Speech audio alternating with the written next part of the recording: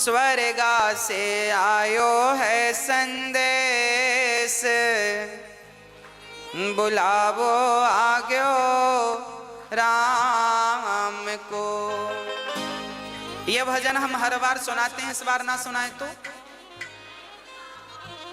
नहीं सुनाओ महाराज जी, नहीं सुनाओ महाराज जी, मतलब ना सुनाए कि सुनाए?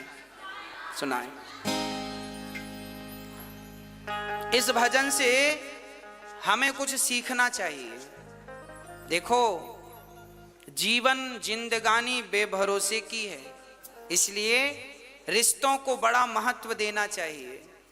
रिश्तों को महत्व ना बाहर से देना चाहिए, भीतर से तो भगवान को महत्व देना। मैंने कल भी आपको कहा था, आज भी कह दूं कि ये जो पति पत्नी का रिश्ता है, पिता पुत्र का रिश्ता है, ये सांसारिक जो रिश्ते हैं, माता पिता के, पति पत्नी के, भाई बहन के, ये जो रिश्ते हैं ना, इन्हें बाहर से फॉलो किया करो, बाहर से निभाया करो। अंदर से तो केवल एक भगवान से रिश्ता रहे आपका, और किसी से रिश्ता ना रहे, क्योंकि हमें सबको लेके चलना है ना। तो अंदर से तो जैसे हम लोग कहावत कहते हैं ना, बाहर मुंह में राम राम बगल में, हाँ, तो आपको ऐसी करना है। बाहर से तो आपको पति पत्नी बेटा बेटी को खुश रखना है, बाहर से क्योंकि इन लोगों को बाहर का व्यवहार चाहिए, तो इन लोगों को बाहर के व्यवहार से खुश रखो, और भगवान को मन का व्यवहार चाहिए, तो मन से भगवान को खुश रखो, दोनों खुश हो जाएंगे। तन लगा दो संसार की सेवा में और मन लगा दो बिहारी जी की सेवा में, काम बन जाएगा। ना तो परिवार छूटेगा, ना भगवान छूटेंगे। पत्नी को देख के, पति को देखकर, बच्चों को देखकर उनकी हिसाब से बात कर लिया करो। आपके पति को आपकी जरूरत थोड़ी है, आपके पति को तो आपके तन की जरूरत है, पत्नी को भी तन की जरूरत है, पुत्र को भी तन की जरूरत है। अरे शरीर की ही तो सबको जरूरत पड़ती है। हाँ, शरीर की ही जरूरतें हैं। बेटा भी चाहता है कि पिताजी कमाएं और कमा के हमारे नाम करें, तो तन की जरूरत तो पिता को भी है, हाँ या ना? तन से ही कमाएगा ना आदमी। तो सच्ची बात कहूं, लोग तन की ही चाहत रखते हैं, तो तन उनको समर्पित कर दो संसार के लोगों को, और भगवान को तन की बिल्कुल जरूरत नहीं है। तो मन बढ़िया सा बना के ठाकुर जी के चरणों में मन से भजो। तन संसार के लिए, मन बिहारी जी के लिए, बस काम बन गया। अब कोई झंझट नहीं, दोनों ट्रैक अलग अलग। काम करते रहना और भगवान का नाम जपते रहना। पति, अब देखो आप लोग पत्नियां हैं, आप सवेरे से माला लेकर बैठ गई तो पति का पारा चढ़ जाएगा। पानी को नहीं पूछा, माला जप रही है। हाँ, होते हैं कुछ पति ऐसे। तो आप ऐसा मत किया करो, आप माला ऐसे ना जपा करो बैठ के। आप पति का काम करते करते, पानी पिलाते पिलाते, चाय बनाते बनाते, पति के कपड़े साफ करते करते, घर के झाड़ू पोंछा करते करते आप अपनी माला पूरा कर लिया करो। चलते फिरते नाम जपते रहो, तो पति भी खुश और भगवान भी खुश। आपका पति कहे पूजा पाठ मत किया करो, तो कह दो हाँ हाँ नहीं करेंगे, अच्छी बात है, हम तो आपकी गुलाम हैं, आपकी दासी हैं, हम नहीं करेंगी। तो आप बाहर से पति को खुश रखो और अंदर से राम राम चलने दो। क्या फर्क पड़ता है? भगवान फॉर्मेलिटी नहीं चाहते, तुम भगवान को जल चढ़ाओ तो ही भगवान खुश होंगे, ऐसा नहीं है। भगवान इस जल से खुश नहीं होते। आप तो बड़े भाव से भीतर से ही भगवान को केवल भज लो, भगवान का नाम जप लो, और भाव यही बना रहे कि मैं तो बिहारी जी के चरणों में हूं, बस इतना ही याद रखो। बस भगवान के चरणों में हूं, इतना ही याद, ज्यादा याद भी नहीं रखना। कि भक्तो स्वर्गा से आयो है संदेश, बुलावो आग्यो राम को, बुलावो आग्यो राम को। ओ भक्तो स्वर्गा से आयो है संदेश, बुलावो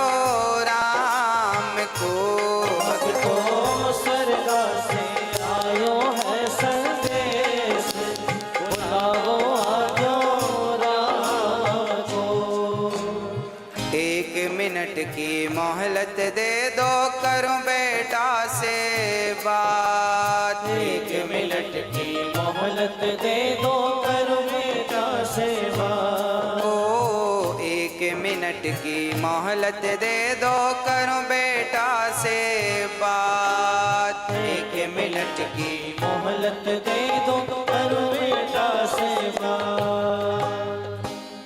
एक पिताजी जब मरते हैं ना तो यमराज जी से रोक करके कहा, यमराज जी 1 मिनट का हमें वक्त दो, हम अपने बेटों से कुछ कहना चाहते हैं। क्या कहना चाहते हो? एक पिता ने बेटों से कहा कि भाई भाई प्रेम से रहना, तुम भाई भाई प्रेम से रहना, जाना है सबको उसके पास, बुलावो आग्यो राम को। भाई भाई प्रेम से रहना, जाना है सबको उसके पास, बुलाओ आजो राम को। भाई भाई को कैसे रहना है? प्रेम से रहना है। पर आज का भाई लालची हो गया है। आज के भाई ऐसे हैं कि भाई भाई झगड़ा कर लेते हैं और छोटा भाई बड़े भाई के घर भी नहीं जाता, बड़े भाई छोटे भाई के घर नहीं जाते। भाई भाई की का बैर चल रहा है। आज कलयुग के ऐसे भाई हैं, भाई को भी देखना पसंद नहीं करते। अरे भाई, लोग अमरनाथ की यात्रा करने जाते हैं, वैष्णव माता की यात्रा करने जाते हैं, उतनी लंबी लंबी चढ़ाइयां लोग चढ़ते हैं, पर अपने रूठे भाई के घर जाकर कान पकड़ करके सॉरी नहीं कह पाते। बताओ कैसे देवी देवता प्रसन्न होंगे? अच्छा ये बताओ, आप लोग अपने भाई के घर जाते हो कि नहीं? हाँ, पुरुषों से पूछ रहे हैं हम। माताएं तो खूब जाती हैं अपने भाइयों के घर।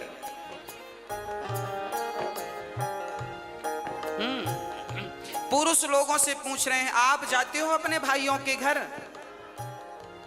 जाया करो, भाई का भी थोड़ा सा दुख दर्द समझा करो।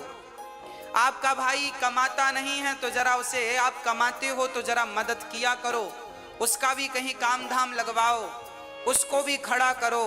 परिवार को ही परिवार का सपोर्ट करना चाहिए। जब आप ही नहीं करेंगे तो गैर क्या करेंगे? दूसरे क्या करेंगे? इसलिए भाई इसलिए तो होता है कि वो कभी मुसीबत में दूसरे भाई के काम आ सके। इसलिए भाई भाई में प्रेम जरूरी है। कैसा प्रेम? राम और भरत की तरह, राम और लक्ष्मण की तरह प्रेम होना चाहिए। राम जी ने प्रेम करके बताया है, देखो भाइयों से कैसा प्रेम किया जाता है। परंतु आज का भाई, हाँ जी, क्या होता है? आज भाई भाई के घर नहीं जाता। एक बार मैं एक गांव में गया कथा करने, तो वहां मैंने सुना कि 2 भाइयों में बड़ा विवाद चल रहा है, एक दूसरे को देखना भी पसंद नहीं करते। तो मैंने दोनों भाइयों को बुलाया और हमने कहा, बेटा ये बताओ, जब तुम्हारा छोटा भाई मरेगा तो तुम उसके मरने पे जाओगे कि नहीं? बड़े भाई से पूछा हमने। अलग अलग बुलाया हमने, एक साथ नहीं बुलाया। हमने पहले बड़े भाई को बुलाया, हमने कहा छोटा भाई मरेगा। हमने बड़े भाई से कहा कि तुम घर जाओ, बड़े हो, छोटे के घर जाओ, गलती किया है सो भूल जाओ, अब क्या करोगे? नहीं महाराज जी, मैं छोटे भाई के घर नहीं जाऊंगा, मैं उसकी शक्ल नहीं देखूंगा। तो मैंने कह दिया कि जब मरेगा तब जाओगे कि नहीं अर्थी उठाने? तो चुप हो गया। मैंने फिर पूछा कि छोटा भाई मरेगा तो जाओगे कि नहीं? बोला जाएंगे, मरने पे तो जाएंगे। हमने कहा पागल, मरने पर जाओगे तो लोग हंसेंगे, कैसा भाई है। जब भाई को जरूरत थी, जिंदा था, तब तो हाल चाल पूछने आया नहीं, मर गया तो अर्थी उठाने आ गया। तो अर्थी उठाने भी मत जाना, क्योंकि अर्थी उठाने वालों की भी कमी थोड़ी है, बहुत मिलेंगे। उसकी आंखों में आंसू आ गए। मैंने कहा अब जा। अब मैंने छोटे भाई को बुलाया। मैंने कहा क्यों, बड़े भाई के घर जाते हो कि नहीं? नहीं महाराज जी, हम जाएंगे नहीं, हमारे बड़े भाई ने ऐसा ऐसा कहा है दिल में। चोट लग गई, घायल कर दिया बड़े भाई ने। हमने कहा सब ठीक है, ये बताओ बड़ा भैया मरेगा तो मरने पे जाओगे कि नहीं, तेरही खाने? अरे महाराज जी जाएंगे, क्यों नहीं जाएंगे। हमने कहा तो मरने में केवल रसगुल्ले खाने जाओगे? अरे जब तुम्हारा भाई जिंदा है, जब तुम्हारे भाई को तुम्हारी जरूरत है, जब तुम ही आपस में लड़ोगे तो तुम्हारे भी तो दो बच्चे हैं, वो तुम दोनों को झगड़ा करते देखेंगे तो सीखेंगे क्या, संस्कार क्या दोगे? आप जो भी करते हैं वही आचरण आपके बच्चों में अपने आप पहुंचता है। इसलिए प्यार से रहा करो। आपके फेसबुक व्हाट्सएप में 5-5 हजार फ्रेंड होते हैं, पर आपका रियल भाई आपका फ्रेंड नहीं है, दोस्त नहीं है, मिलके रहते नहीं हो, तो उन 5,000 दोस्तों का करोगे क्या जो तुम्हारे फेसबुक व्हाट्सएप में है? क्या करोगे? इसलिए मैंने उससे कहा भाई मर जाएगा कल को तो रोने जरूर जाओगे, मत जाना रोने। रोने का भी अधिकार तुम्हें तभी मिलेगा जब तुम उसके आंसू पहुंचना जानोगे। आंसू पहुंचोगे जीते जी, और कल को मर गया तो रोने का अधिकार है, पर तुमने कभी आंसू तो पहुंचा नहीं, अब रोने क्यों जा रहे हो उसके मरने पर? मत जाओ। पर ऐसे ही भाई हैं आजकल, मरने पर ही दिखते हैं, जीते जी दिखते नहीं है। तो मैं आपसे हाथ जोड़कर प्रार्थना करता हूं, आप जरूर गलतियां माफ कर दो। बड़े भाई की गलतियां छोटा माफ करे, छोटे भाई की बड़े भाई माफ करें, और प्यार से गले मिलकर रहो। तुम्हें गले मिलता हुआ देखेंगे तुम्हारे बच्चे तो उनमें प्यार बढ़ेगा, संस्कार बनेंगे। हाँ, यदि हम आपस में लड़ बैठेंगे तो देश को कौन संभालेगा? कोई भी बाहर वाला अपने घर से हमें निकालेगा।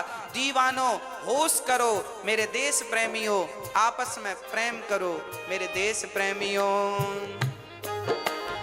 1 मिनट की मोहलत दे दो, करूं बहू से बात। 1 मिनट की मोहलत दे दो, करूं बहू से बात।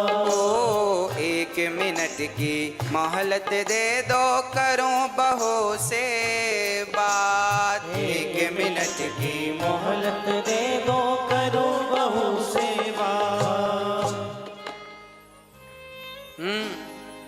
बहू से बात। सास मरने लगी तो यमराज जी से कहा, यमराज जी रुको, हम अपनी बहू से कुछ कहना चाहते हैं, क्या कहोगी? आपकी सासू मां कुछ कह रही है, सुनो ध्यान से। क्या कह रही है? 1 मिनट की मोहलत दे दो, करूं बहू से बात। मैं तुम्हारो धर्म निभा दी, मैं तुम्हारो धर्म निभा दी। अब इस घर को तुम टूटने मत देना। सास को, बहुओं को चाहिए कि वो घर की अखंडता को, एकता को टूटने ना दें। देवरानी जिठानी प्यार से रहा करो। चूल्हा अलग है, काम धाम अलग है, चलेगा, पर कम से कम मन तो एक हो, मन तो अच्छे से मिल के रहो, दिल तो एक होना चाहिए। हाँ, एक ही घर की बहू हो, समझदारी का परिचय आप ही नहीं दोगी तो उम्मीद किससे रखी जाएगी? आज जिठानी देवरानी को दुश्मन समझती है, बहुत जो समझती उनका बोल रहे हैं, जो अच्छी हैं उनको नहीं बोल रहे हैं। बहुत सारी जिठानी अपनी देवरानी को दुश्मन समझती हैं, और देवरानी भी जिठानी को दुश्मन मान लेती हैं। हमारी सबसे बड़ी दुश्मन जिठानी है, देवरानी है, झगड़ा करती रहती हैं। इनको वापस के झगड़े से फुर्सत मिले तो ये कुछ अच्छा सोचें, बेचारी यही मस्त हैं, खा लिया पी लिया झगड़ा कर लिया। हाँ?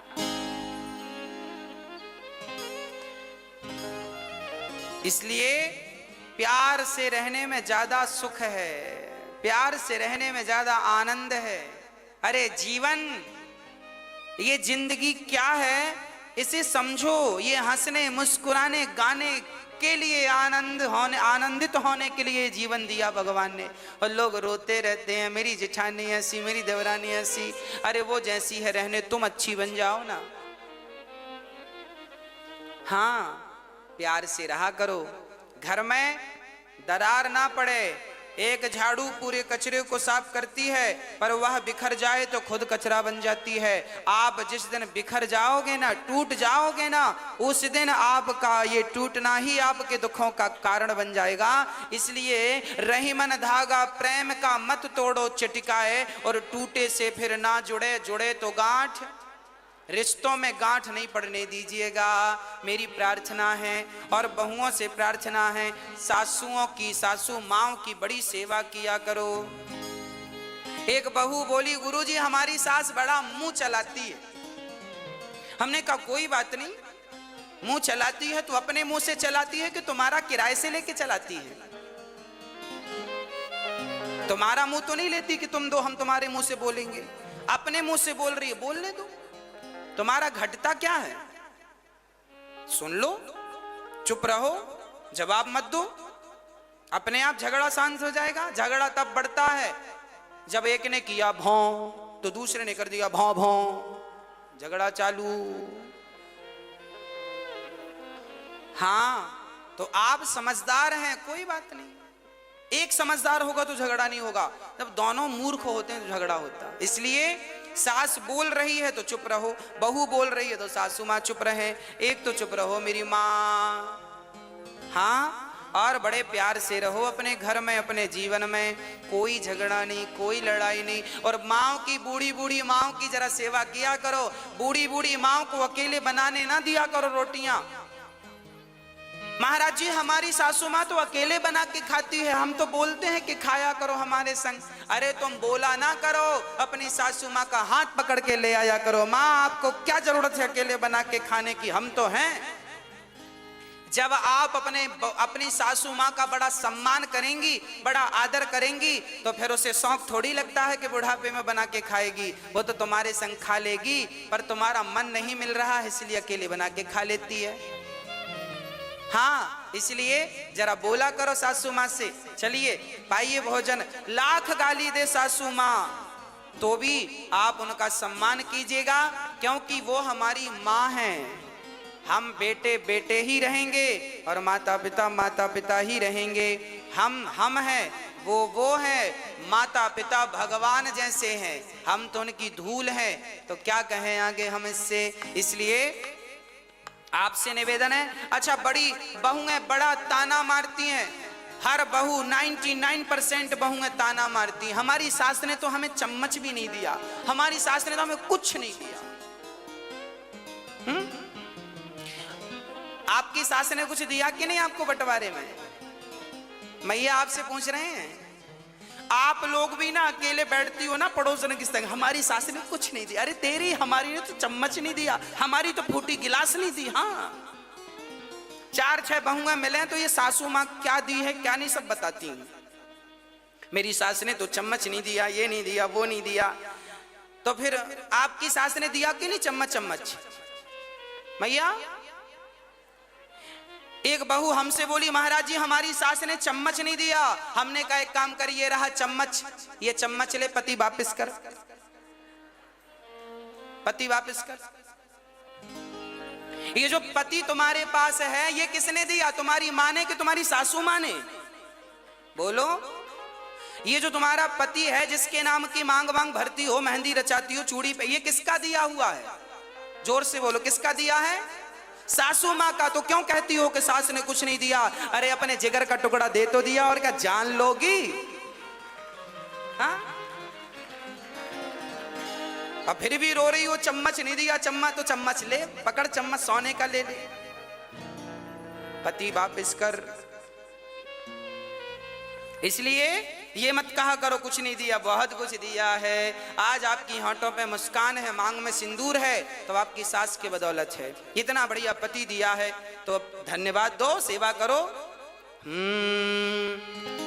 एक मिनट की मोहलत दे दो, करो बहू से बात।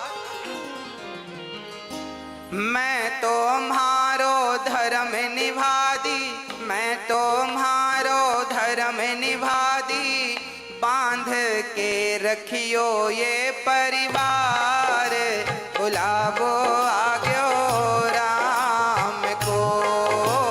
मैं तुम्हारो धर्म निभादी, बांध के रखियो ये परिवार, बुलाओ आजो राम को। बुलावो आग्यो राम को, बुलाओ आजो राम को। ओ भक्तो स्वर्गा से आयो है संदेश, बुलावो आग्यो राम को। भक्तो स्वर्ग से आयो है संदेश, बुलाओ आजो राम को। एक मिनट की मोहलत दे दो, करूं पति से बात। एक मिनट की मोहलत दे दो, करो पति सेवा। एक पति जी जाने लगे, पत्नी ने यमराज जी से कहा रुको, हम अपने पति से कुछ कहेंगे। क्या कहना है? एक मिनट की मोहलत दे दो, करूं पति से बात। एक मिनट की मोहलत दे दो, करो पति सेवा। आप अपने पति से कुछ कहोगी?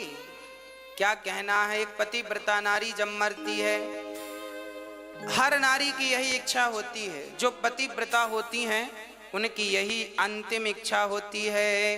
क्या?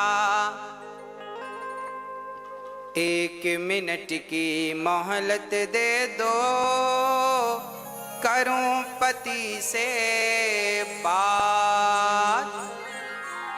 रोली मोली चुनड़ी मेहंदी, रोली मोली चुनड़ी मेहंदी, मोतियन से भर दो मारी मांग, बुलावो आग्यो राम को। रोली मोली चुनरी मेहंदी, मोतियन से भर दो हारी मांग, बुलाओ आजो राम को। बुलावो आग्यो राम को। बुलाओ आजो राम को। ओ भक्तो स्वर्गा से आयो है संदेश, बुलावो आग्यो राम को। भक्तो स्वर्गा से आयो है संदेश, बुलाओ आयो राम को। पति बड़ा महत्वपूर्ण है, इसलिए सेवा और सम्मान दोनों। एक मिनट की मोहलत दे दो, करूं कन्हैया से बात। एक मिनट की मोहलत दे दो, करूं कन्हैया से बात। हाँ, एक मिनट की मोहलत दे दो, करूं कन्हैया से बात। एक मिनट की मोहलत दे दो, करूं कन्हैया से बात। जीवन मेरा बीत गया अब,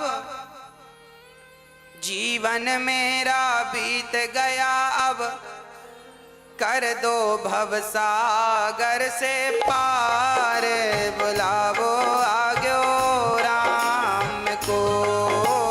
जीवन मेरा बीत गया अब, कर दो भवसागर से पार, बुलाओ आग्यो राम को। बुलावो आग्यो राम को। बुलाओ आग्यो राम को। भक्तो स्वर्गा से आयो है संदेश, बुलावो आग्यो राम को। भक्तो स्वर्गा से आयो है संदेश, बुलावो आग्यो राम को। इसलिए रिश्तों की इज्जत कीजिएगा, रिश्तों को समझिएगा। और सबसे ज्यादा समझदारी बड़ों की है।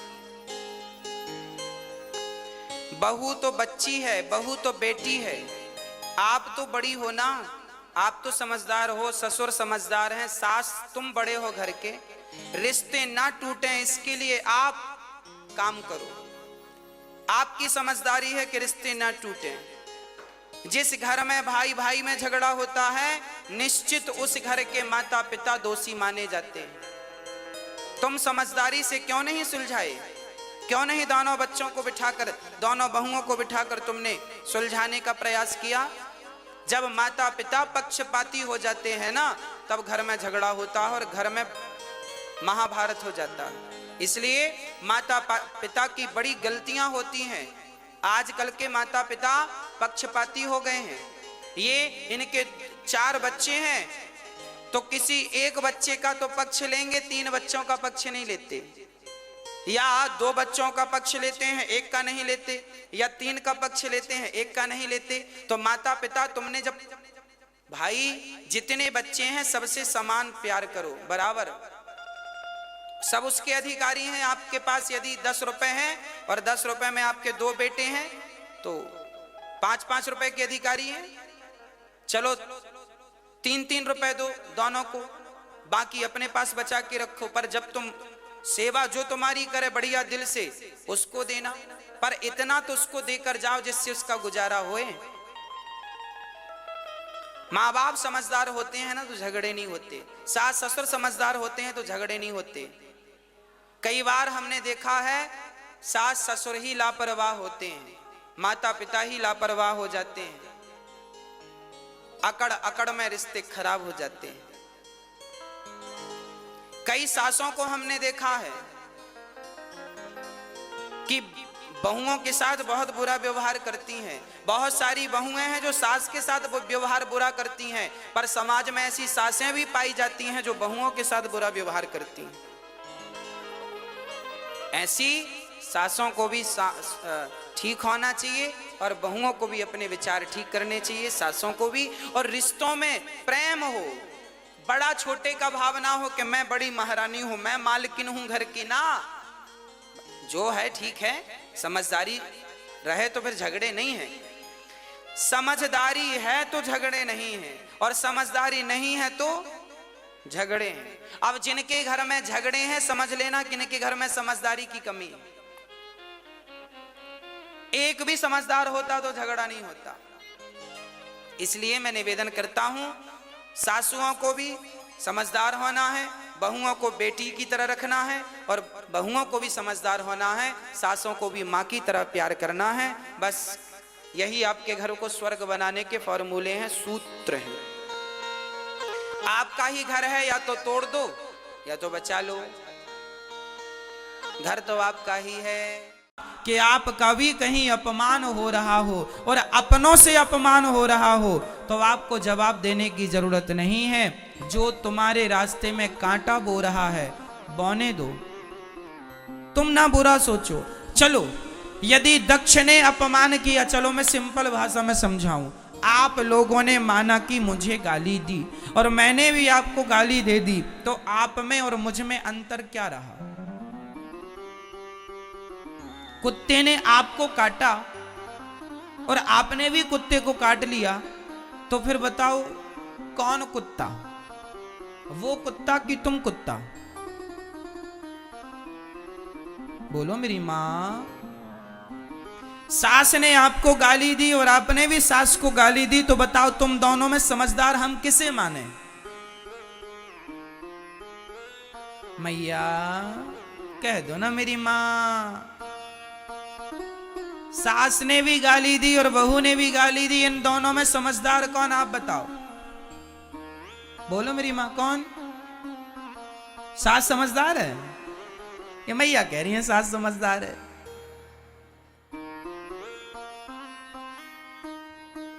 सास ने गाली दी और बहू ने भी गाली दी, इसमें दोनों ही मूर्ख हैं।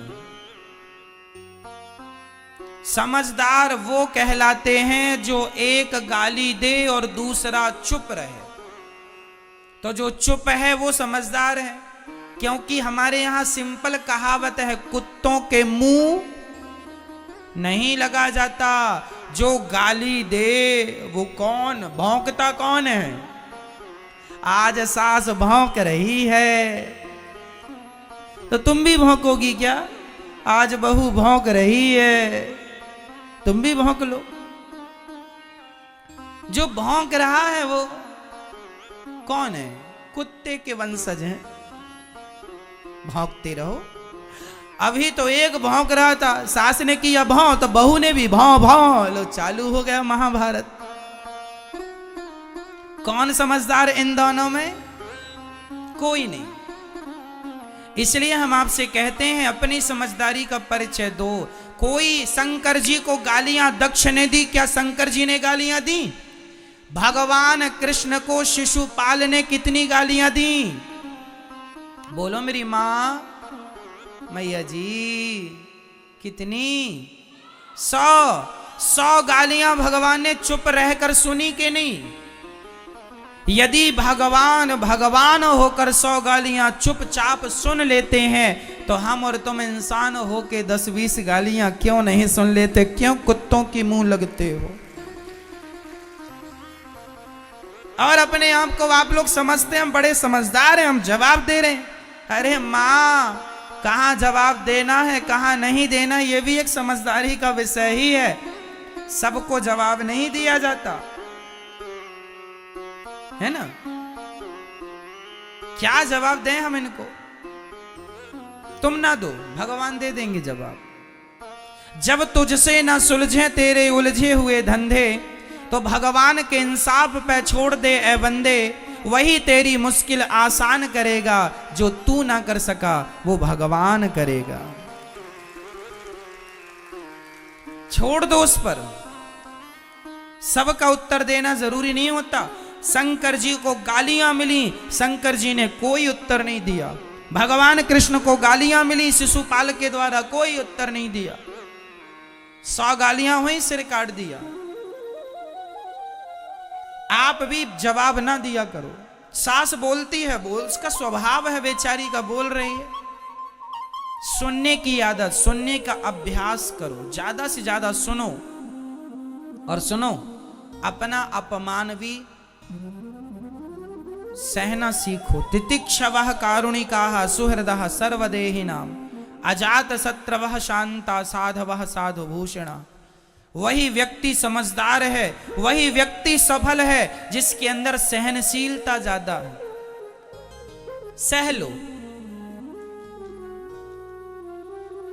यदि पाकिस्तान हमारा अपमान करे तो बिल्कुल ना सहो, पर तुम्हारे अपने ही तुम्हारा अपमान करें तो कोई बात नहीं, अपने हैं, माफ करते चलो। इनसे क्या झगड़ा करना।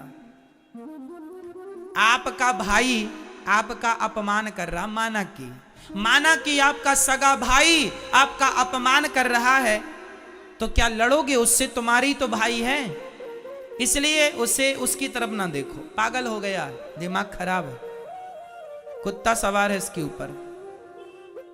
भौंकने दो। कहां इससे मुंह लगा रहे हो? क्योंकि वो मेरे भाई ही तो है। अपनों से ना जिद पालो, अपने से ना लड़ो। हाँ, कोई आतंकवादी है, कोई दूसरा है तो उससे लड़ जाओ, जीतो। किसे जवाब देना है किसे जवाब नहीं देना ये भी विवेक का विषय है। आप लोग जिसे जवाब देना होता है उसे तो देते नहीं है, और जिसे जवाब नहीं देना उससे लड़ते हैं। ये लड़कियां अपने भाई से लड़ बैठती हैं, लेकिन उसी लड़की को कोई सड़क में कोई परेशान कर दे, कोई लड़का, तो भाग के रोती रोती आ जाती है, मम्मी मम्मी उसने परेशान किया। अपने भाई को तो जड़ देती थी 2-4, उसे क्यों नहीं जड़ दिया? जिससे लड़ना हो उससे तुम लड़ती नहीं हो, और जिससे लड़ना नहीं उससे लड़ती हो। क्यों? तो किसके सामने चुप रहना है, किसके सामने बोलना है, यह विवेक का विषय है। जब तुम्हारी लड़ाई तुम्हारी सास से हो, मां से हो, भाई से हो, तो इन रिश्तों में जहर ना घोलो, इनसे कोई उत्तर ना दो। ये कह रहे हैं चलो गुस्सा है बोलने दो, हम लड़के किससे लड़ रहे? भाई से। क्या मिल जाएगा? भाई से लड़के, इनसे कोई उत्तर नहीं। लड़ना है उनसे लड़िए, लड़ना है भ्रष्टाचार के खिलाफ लड़िए, आवाज उठाइए। लड़ना है किसी के साथ अत्याचार हो, अनाचार गलत हो रहा, उसके पक्ष में खड़े हो जाइए, लड़िए। लेकिन आजकल लोगों को कोई काम नहीं, अपने भाई से लड़ते हैं, अपनी सास से। चलो अब खा लिया, पेट भर गया, चलो अब बहू आओ जरा लड़ लें तुमसे हम, आओ दो दो हाथ की हो जाए। लो चल रही है घर में तू मैं तू मैं चल रही है। और इससे भी बच गए तो आज भारत में जातवाद का जहर घोल के लड़ रहे हैं। मैं ब्राह्मण, मैं क्षत्रिय, मैं वैश्य, मैं शूद्र, लो भाई आपस में लड़ो, अब तुम्हारा अन्न कैसे पचे, लड़ो आपस में। लड़ रहे हैं, बुद्धि भ्रष्ट कर रहे हैं। अरे तुम्हारी यूं ही लड़ाइयों का फायदा अंग्रेजों ने, मुगलों ने खूब उठाया है। तुम्हारी आपस की लड़ाइयों का फायदा उठाया, कई 100 साल तक तुम भारतवासियों पर, हम पर राज्य किया इन लोगों ने, केवल इसलिए कि हम लोग केवल लड़ना जानते हैं। हम लोग संगठित रहना तो जानते नहीं कि चारों लोग एक साथ रहें, ब्राह्मण, क्षत्रिय, वैश्य और शूद्र। हम लोग लड़ते हैं जातवाद का जहर घोल करके। एक दूसरे से लड़ जाते हैं।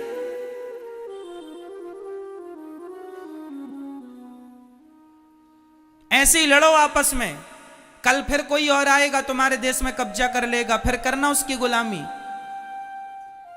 आदत हो गई है गुलामी करने की तुम्हारी, कभी मुगलों की कभी अंग्रेजों की। अब ऐसी फिर लड़ो, फिर करना किसी की गुलामी। मेरी मां, मेरे नौजवान दोस्तों, जाग जाओ, सबको गले से लगाओ, कोई जातवाद नहीं है। गुर्जर कहता है मैं बड़ा, जाट कहता है मैं बड़ा, ब्राह्मण कहता है मैं बड़ा, क्षत्रिय कहता है मैं बड़ा। वो फलाने गुर्जर और जाट आपस में लड़ जाते हैं। क्यों लड़ती हो? तुम दो थोड़ी हो, तुम एक हो। क्षत्रिय और वैश्य आपस में लड़ जाते हैं, तुम दो हो क्या? अरे ऐसे ही लड़ते रहोगे तो कैसे काम बनेगा? आज बहुत सारे मुसलमान लोग ना हिंदुओं के नाम की फेसबुक में आईडी बना लेते हैं और वो जाट बन गए, अपने आप को जाट बन के गुर्जर को गाली दे दी, एक ने गुर्जर बन के जाट को गाली दे दी। वो है मुसलमान और लड़ा रहे हैं हम सबको, लो आप और हम लड़ रहे हैं अज्ञानवश। खूब ऐसा चलता है। क्षत्रिय लोग ब्राह्मणों को गाली दे देते हैं, ब्राह्मण लोग क्षत्रियों को गाली देते हैं। गाली ना हम तुम्हें देते हैं ना तुम हमें देते हो। तीसरा ही मंथरा, कैकई और दशरथ जी में कोई भेद नहीं था, भेद पैदा करने वाली ये मंथरा है। उसी तरह आज भी समाज में कुछ लोग भेद पैदा करने वाले हैं। ऐसे लोगों से अपने आप को बचा के रखना है और आप संगठित रहिएगा। रामचरितमानस में लिखा है, जहां सुमति तहां संपत्ति नाना, जहां कुमति तहां विपत्ति निदाना। जहां संगठन है वहां सब प्रकार की खुशहाली है। जहां झगड़ा है, यदि आपस में हम बिखर गए, ये चार उंगलियां अलग अलग हैं, चारों एक हो जाएंगी, मुट्ठी हो जाएगा, एक मार दो दांत टूट जाएंगे। वो चारों अलग अलग रहेंगी तो कुछ नहीं कर पाओगे आप। इसलिए संगठित। झाड़ू एक होती है ना, कचरे को साफ करती है, पर वही झाड़ू बिखर जाए तो स्वयं कचरा बन जाती है। यदि बिखर गए तो कचरे हो जाओगे। इसलिए मेरी मां, संगठित रहना। बच्चों को कहना आपस में लड़ाई ना किया करें, भेदभाव मिटा दो।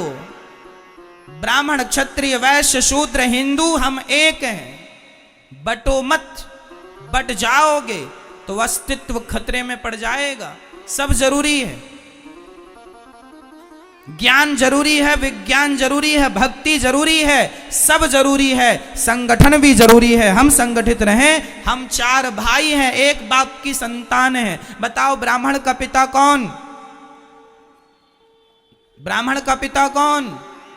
ब्राह्मणोस्य मुखमासीत् बाहु राजन्यः कृतः ऊरु तदस्य जदवैश्यः पदभ्यांगुं शूद्रो अजायत। वेद मंत्र है ये, वेद में लिखा है भगवान नारायण के मुख से ब्राह्मण का जन्म हुआ, भगवान नारायण की भुजाओं से क्षत्रिय का जन्म हुआ, भगवान नारायण की जंघा से वैश्य का जन्म हुआ और भगवान नारायण के चरणों से शूद्र का जन्म हुआ। तो चारों के पिता एक ही हुए कि नहीं? पिता कौन है? नारायण। भगवान नारायण से ही ब्राह्मण क्षत्रिय वैश्य और शूद्र का जन्म हुआ। जब हम एक ही बाप की संतान हैं तो फिर झगड़ा किस बात का है? हम तो चारों एक ही हुए। गुण कर्म विभागशः, केवल आदमी के गुण कर्म के कारण विभाग हो गए। भगवान ने कह दिया एक पिता के विपुल कुमारा, एक बाप की 4 संतानें थी, एक बेटा जरा ज्ञानी था तो बेटे का नाम रख दिया ब्राह्मण। क्या नाम रखा? ये ब्राह्मण है। एक बेटा ज्यादा युद्ध कौशल था, युद्ध में कुशल था, नाम रख दिया क्षत्रिय। एक जरा पैसे पे जरा ध्यान था तो नाम रख दिया वैश्य। और एक बेटे का सेवा में मन था, तीनों का सहयोग करता था, तीनों से प्यार करता था, उसका नाम रख दिया शूद्र। एक्चुअली शूद्र जात नहीं है, ब्राह्मण जात नहीं है, क्षत्रिय कोई जात नहीं है, ये तो हमारे बाप दादों के नाम थे। ब्राह्मण नाम का आदमी था, उसकी जितनी संतान हुई तो ब्राह्मण के नाम से जानी गई। क्षत्रिय नाम के आदमी की जितनी संतान हुई क्षत्रिय के नाम से। हम लोग एक ही पिता की संतान है, मूल में पिता एक है नारायण। केवल व्यवस्थाएं बनाने के लिए 4 विभाग किए गए कि ब्राह्मण वेद बचाएंगे, क्षत्रिय अपना देश बचाना, वैश्य पैसा बचाना और शूद्र इन तीनों का सपोर्ट करना। क्यों ये व्यवस्था बनाई? आपके घर में भी बेटी का विवाह होता है तो आप लोग भी व्यवस्था बनाने के लिए किसी को मंडप की सेवा संभाल दे देते हैं, किसी को खाने पीने की सेवा, सो तुम खाने पीने की संभालना, तुम मंडप की संभालना, तुम बारातियों को नाश्ता पानी की संभालना। भाई व्यवस्था बनाई जाती है कि नहीं? काम सौंपा जाता, तुम ये काम कर लेना। हमारे देश में भी आजकल देखो ना, एक प्रधानमंत्री होते हैं, एक राष्ट्रपति होते हैं, एक खाद्य मंत्री होते हैं, एक गृह मंत्री होते हैं, एक उद्योग मंत्री होते हैं। ये व्यवस्थाएं हैं। उद्योग का काम करना है, उद्योग मंत्री से मिल लो, और दूसरे काम है तो इन मंत्री से मिल लो, उन मंत्री से मिल लो। क्यों भाई?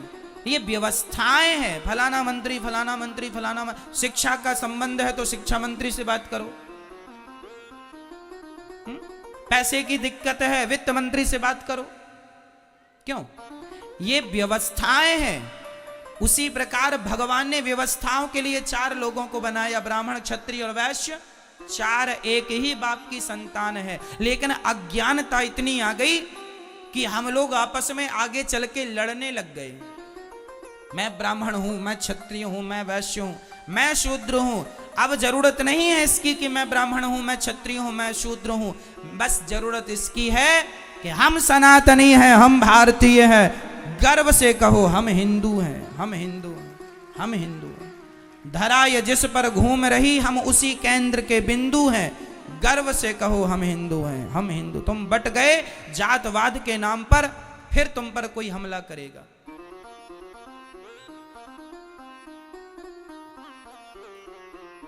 आज क्रिश्चियन लोग गांव-गांव में जाके हिंदुओं के गांव को धर्म परिवर्तन करा रहे हैं, और हिंदुओं के गांव को जो कम पढ़े लिखे लोग थे उनको क्रिश्चियन बना रहे हैं।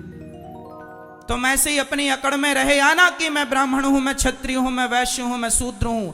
आगे चल के सारे हिंदू क्रिश्चियन बन रहे हैं। क्रिश्चियनों की एक बहुत बड़ी साजिश चल रही है।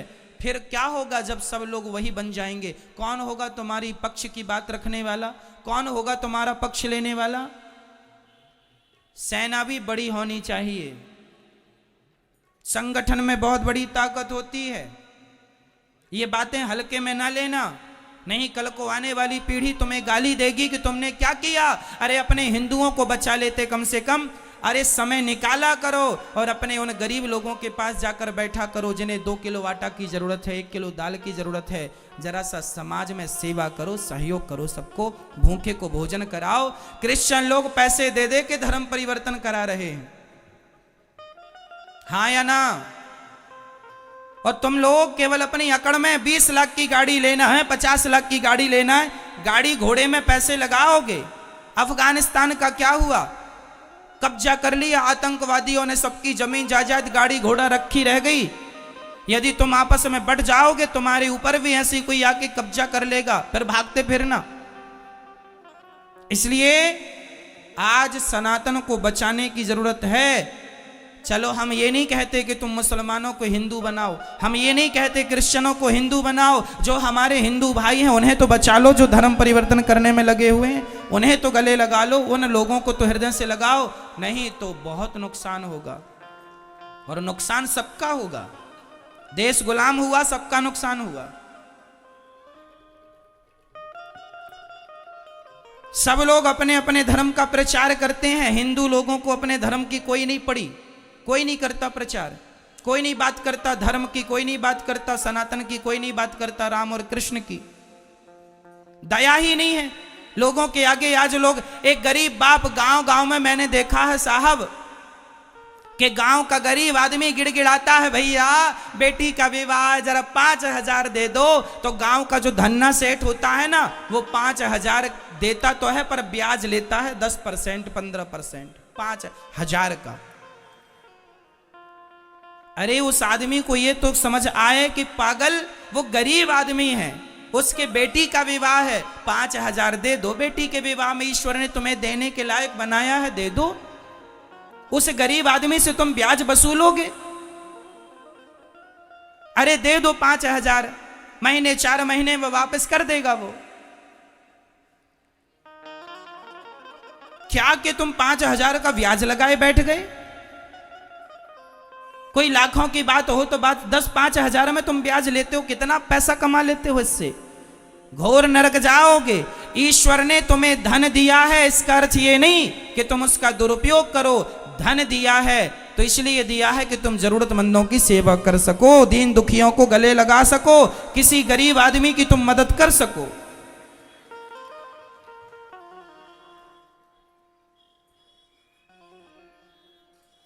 जीवन में ईश्वर ने दिया है, परोपकार करना चाहिए, घटता नहीं है। याद रखना, लिख के रखना, दान करे धन ना घटे, लिखा है ये। बोलो, दान करे धन ना घटे, जो सहाय रघुवीर, पंछी के पीर, घटे न सरिता नीर। प्यासे को पानी पिलाने से नदी का पानी कम नहीं होता, दूसरों को फल खिलाने से वृक्षों के फल कम नहीं होते, और किसी की सेवा करने से धन कम नहीं होता। धन बढ़ता है, दान करने से बढ़ता है, पुण्य करने से। लेकिन आज का आदमी, मैं देखता हूं कि आज समाज में गरीब लोगों का अमीर लोग बहुत शोषण करते हैं, जरूरत से ज्यादा बहुत शोषण होता है। मैं निवेदन करूंगा, इसलिए मैं आप लोगों से कहा करता हूं, अपनी गरीबी खुद मिटाना शुरू करो, सेल्फ डिपेंड बनो, आत्मनिर्भर बनो, मेहनत करो। मेहनत करोगे तो गरीबी तुम्हारा पीछा छोड़ देगी सदा सदा के लिए। मेहनत करो, तुम सब कर सकते हो। खड़े हो जाओ, और देश की गरीबी तब दूर होगी जब 135 करोड़ लोगों की गरीबी दूर हो जाएगी। प्रत्येक व्यक्ति अपनी अपनी गरीबी दूर कर ले, अपने आप मेरे देश की गरीबी दूर हो जाएगी। सोने की जरूरत नहीं है मेरी मां, धर्म का प्रचार किया करो। कह दो लोगों से, बाद में लड़ लेना, अभी संगठित रहो, लड़ने की जरूरत नहीं है। यदि हम आपस में लड़ बैठेंगे तो देश को कौन संभालेगा? कोई भी बाहर वाला अपने घर से हमें निकालेगा। दीवानों, जरा होश करो मेरे देश प्रेमियों। बताओ, अंग्रेज कब भागे भारत से? 15 अगस्त 1947 को अंग्रेज लोग भाग के गए। क्यों भागे? क्यों भागे मुझे बताओ। इसलिए भागे क्योंकि मेरा पूरा भारत संगठित हो गया था, डर के मारे अंग्रेज भाग गए। यदि पहले 100 साल पहले यदि संगठित हो जाता तो ये अंग्रेज लोग 100 साल पहले भाग जाते। लेकिन तुमने संगठन करने में, संगठित होने में कई 100 साल लगा दिए, कई 100 साल लगा दिए संगठित होने में। और संगठित जिस दिन हो गए, भाग गए कि नहीं अंग्रेज? हाँ या ना? फिर कितनी बड़ी ताकत है संगठन की। इसलिए संगठित रहना मेरी माँ। और जातवाद कोई लेके आए, घुसने ना देना घर में। कोई जातवाद नहीं, हम सब एक हैं। हमारे गांव का ब्राह्मण भी, क्षत्रिय भी, वैश्य भी, शूद्र भी, मैं अपने गांव जाता हूं ना, तो मैं अपने गांव में सबसे मिलता हूं, सबसे राम राम करता हूं। ब्राह्मण हो, क्षत्रिय हो, वैश्य हो, शूद्र हो, मैं अपने गांव के शूद्र भाइयों के पास जाके भी बैठता हूं और पूछता हूं कि तुम्हें कोई जरूरत तो नहीं है। गरीब परिवार की बेटियां यदि दिखती हैं मुझे, मैं तुरंत कहता हूं कि जब इसका विवाह हो तो बता देना। जब से दास अनिरुद्ध ने होश संभाला है, तब से हमारे गांव में किसी भी बेटी का विवाह होता है गरीब परिवार की, सबकी बेटियों के विवाह में भोजन की व्यवस्था दास अनिरुद्ध कराता है।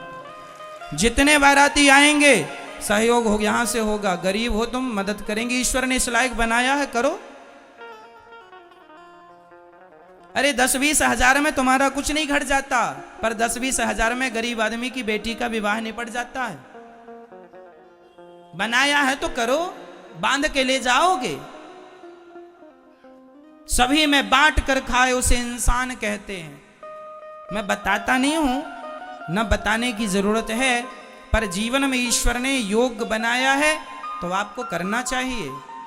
अपना पेट तो पशु पक्षी भी भर लेते हैं, पर सभी में बांट कर खाए उसे इंसान कहते हैं। पराया दर्द अपनाए उसे इंसान कहते हैं। मैं छुआछूत नहीं रखता बिल्कुल। हमारे गांव में जितने लोग हैं सारे लोग, चाहे मोची समाज हो चाहे कोई, मैं सबको बैठता हूं, सबके पास बैठता हूं, सबको अपनी तरफ से राम राम करता हूं, सबके साथ बैठता हूं, बगल में बैठता हूं, सबका हालचाल पूछता हूं, भैया कैसे हो, सब आनंद है, कुशल मंगल है। सबसे हंसता हूं, सबसे बात करता हूं, सबको गले लगाता हूं। यहां गौरी गोपाल वृद्धाश्रम में भी मेरी वृद्ध माताएं रहती हैं। यहां सब प्रकार की माताएं रहती हैं, ब्राह्मण मैया, क्षत्रिय मैया, वैश्य मैया, शूद्र मैया। आज तक मैंने किसी मां से जात नहीं पूछी कि मां तुम्हारी जात क्या है। मैं केवल सबके पांव दबाता हूं, चाहे मैया कोई भी जात की हो, मुझे क्या करना। मां की जात कोई नहीं होती, मां तो सिर्फ मां होती है। मैंने तो जात पात का भेद मिटा दिया आपकी आंखों के सामने। आपके देख लो गौरी गोपाल वृद्धाश्रम में माएं सब प्रकार की हैं, ब्राह्मण, क्षत्रिय, वैश्य, शूद्र। पूछ लेना कि मैंने किसी से जात तो नहीं पूछी, आज तक मैंने किसी से ना जात पूछी, केवल सेवा किया है मैंने, केवल सेवा। मैं नहीं मानता, मैं ये मानता हूं कि ईश्वर की सब संतान है, प्यार से रहो। गले लगाने में ज्यादा अच्छा है, नफरत घृणा रखने में अच्छा नहीं है। क्यों? मैं आपसे प्यार करूं तो ज्यादा अच्छा होगा कि मैं आपसे नफरत करने लग जाऊं तो ज्यादा अच्छा होगा? यदि छुआछूत भेदभाव होता तो राम जी शबरी के बेर क्यों खाते? राम जी ने भेदभाव नहीं रखा, हमारे भगवान थे, तो फिर हम भेदभाव काहे का रखें? ना जी, सबको गले लगाने में क्या मैं छोटा हो जाऊंगा? आप अपने नगर के गरीब लोगों को गले लगा लोगे, प्यार से बैठ के दो बातें कर लोगे, इससे आप छोटे हो जाओगे? तो क्यों नहीं लगाते गले, क्यों नहीं प्यार करते सबको? आज भारत में ऐसी मानसिकता है कि कुछ लोग ऐसे हैं कि यदि किसी को छू लेते हैं ना तो वो कहते तुम्हें छू लिया अब नहाएंगे। गलत है ये। क्या माता सबरी को छूकर राम जी नहाए थे? फिर इतना अहंकार किस बात का भैया? कहां से ले आई है ज्ञान उल्टा? हमारे वेद पुराणों में तो ऐसा कुछ नहीं है। हमारे वेद पुराणों में लिखा है प्रेम करो, राम ही, सुनो क्या लिखा है, राम ही केवल प्रेम प्यारा। मैं उदाहरण देके फिर बोल रहा हूं, क्या हमारे रैदास भक्त मोची नहीं थे? जात के मोची थे, जूता सिलते थे, लेकिन उनके पास सभी लोग जाते थे, उन्हें प्रणाम करते थे, उनका आदर करते थे। हम ये कहना चाहते हैं कि जिसके अंदर भक्ति है, जिसके अंदर योग्यता है, उसको आप प्रणाम कर लें, इसमें कोई बुराई नहीं है। बाकी सबको गले लगाएं, गले लगाने में भी कोई बुराई नहीं है। राह में आए जो दीन दुखी, सबको गले से लगाते चलो, प्रेम की गंगा मिटा दो ये जहर। बहुत बड़ा नुकसान हो जाएगा मेरे देश का यदि ये जहर बना रहा तो। प्रश्न यह है कि अक्सर देखने को मिलता है कि अच्छे लोग, पुण्यात्मा लोग, भक्त लोग दुखी पाए जाते हैं, जबकि पापी व्यक्ति सुखी होते हैं। कभी कभी समझ में नहीं आता कि ऐसा क्यों होता है। क्या ईश्वर की अदालत गलत निर्णय देती है? ये क्यों होता है? प्रत्यक्ष देखने को मिलता है। इसके पीछे कारण है। एक गुरु जी के 2 शिष्य थे। दोनों शिष्य बहुत पढ़े लिखे थे, समझदार थे। एक शिष्य की आदत जरा गंदी हो गई थी और एक शिष्य तो रोज सत्संग करता था। जहां कथा हो जाए दौड़कर पहुंच जाता, कथा भी सुनता, कीर्तन भी करता और मस्ती से अपना भगवत प्रेम बढ़ाता। एक तो सत्संग करता और दूसरा शिष्य जो था वो वैश्या के घर जाता था। वैश्या मुजरा करती थी ना, उसे बहुत अच्छा लगता था। जब वो नाचती थी, बहुत सुंदर थी ना वो वैश्या, उसे देखने के लिए लोगों की भीड़ लग जाती थी। आपने भी देखा होगा, आज भी गांव में कथा भागवत सुनाने, अभी हम कथा सुनाने गए थे बिहार में,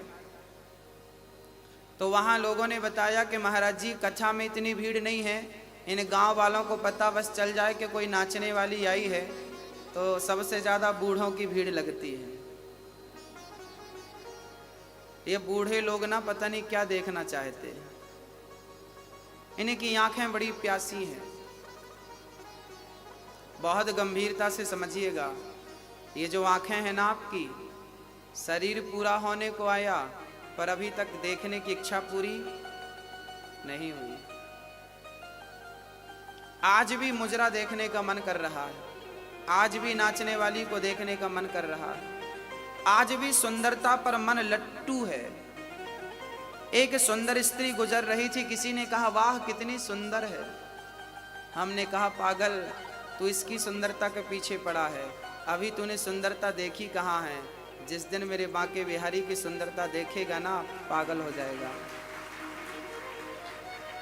ये दुनिया हमें तब तक ही अच्छी लगती है जब तक हमें भगवान का स्वाद नहीं मिल जाता, और मिलने की देर है, केवल देर है। एक शिष्य जाता वैश्या का नाच देखता, जबकि दूसरा शिष्य जाता तो वो कथा सुनता। एक दिन वैश्या के घर से लौट रहा था शिष्य, तो सिर्फ रास्ते में सोने से भरी एक पोटली प्राप्त हो गई। रास्ते में सोना मिल गया ढेर सारा। और ये सत्संग करने वाला जब अपने घर गया तो रास्ते में इसके पांव में एक लोहे की कील लग गई, और वो कील ऐसी लगी कि उसके पांव को फाड़ती हुई, हड्डी में चुभती हुई आर पार हो गई पांव में, पंजे में। अब वो लंगड़ाता हुआ गुरुजी के पास गया। गुरुजी, भगवान का न्याय कैसा है? मैं सत्संग करने जाता था तो मुझे कील लग गई, और वो वैश्या का मुजरा देखता था तो उसे सोना मिल गया। ये भगवान का निर्णय कैसा है? अरे वो गलत काम करता था तो उसे कील लगनी चाहिए थी, उसका नुकसान, पर आपने तो हमारा पांव उड़ा दिया। ये भगवान का निर्णय कैसा है? तब गुरुजी ने कहा, बेटा तुम केवल वर्तमान की देखते हो, तुम केवल वर्तमान की सोचते हो, जबकि ईश्वर भूत और भविष्य को देखकर निर्णय लेता। हमें पता नहीं कि कल क्या होने वाला है, लेकिन भगवान को पता है कि कल क्या होने वाला है। तो गुरुजी ने कहा, बेटा वो जो तुम्हारा मित्र था ना जिसे सोना मिला, आज के दिन उसे बहुत बड़ा खजाना मिलने वाला था।